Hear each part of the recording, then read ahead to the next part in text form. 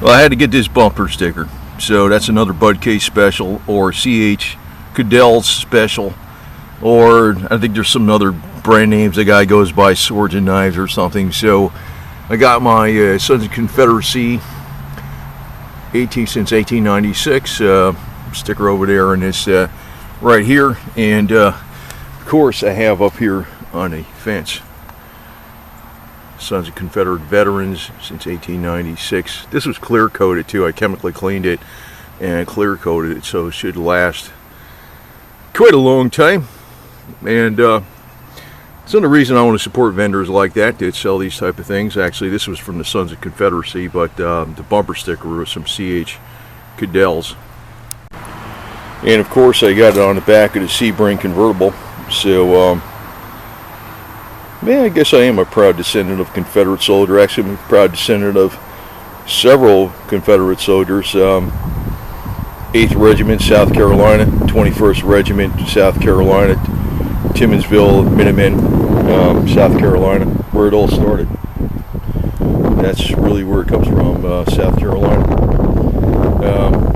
My uncles, my grandfather, my great-great-great-grandfather, and cousins, all at that time. They were in pretty much every battle when they signed up in April of 1861. So, and yeah, I got other heritage, but none of it is Union heritage. It's all import from Italy. So like I said, I'm half Italian, but so I got Eastern European, Italian, and Southern American. So, but I can tell you one thing: the way the Italian mafia thinks, and it's kind of like the Confederacy on steroids. Just to give you that thought, because a lot of times somehow people up north are brainwashed into what the Confederacy actually stood for. If you look at what the Italian mafia stands for, it is non-interference in all economic activities, whether legal or illegal. In other words, it's what the exchange of goods or services that people want. No interference with that in any of those economic activities, and absolutely no cooperation with the authorities at all. That's kind of taken it a step further than what the Confederacy fought for, because the Confederacy fought against a tax increase that went from 20% on cotton tariff to 47% that Abe Lincoln was backed, and so that was almost a 250% increase, which would have totally crushed the South economically anyway, so they seceded. So in 1776, we revolted, not seceded, from the British Empire, the UK, over a 5% tea tax. So somehow the South is evil for seceding legally for a 47% tariff on cotton, plus other agricultural staples were added to the rolls. And I wanted to see why this really came about. It was like a period of over a number of years. It went from the boom time of the 1848 gold rush, when that all petered out, led into the panic of 1857. So the government coffers are running dry. But the South always was paying between 80 and 90% of the taxes into the federal government. They always were, since the inception of this country, and I think 1789 is actually when this country, I think, started.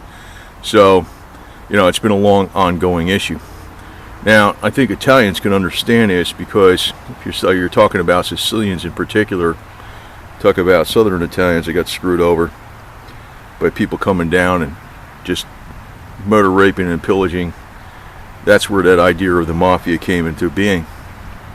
So there's a lot of commonality actually between the Sicilian mafia and the rebels of the South, if you want to use that term. So let's just put it that way. And I guess the Sicilian mafia is a little more, quite a bit more extreme than the rebels of the South.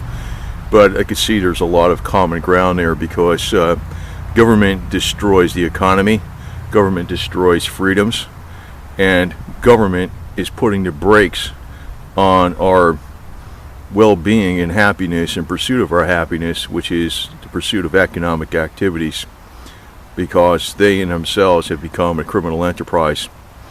So people don't understand what the South fought for, and they want to go by racist. Well, I guess they're going to say everything is, well, you know what it is, that's a scam. That's a scam. That's a diversionary tactic. And I've been harping on this issue quite a bit because I realize what the Confederacy fought for is the essence of what our country stands for.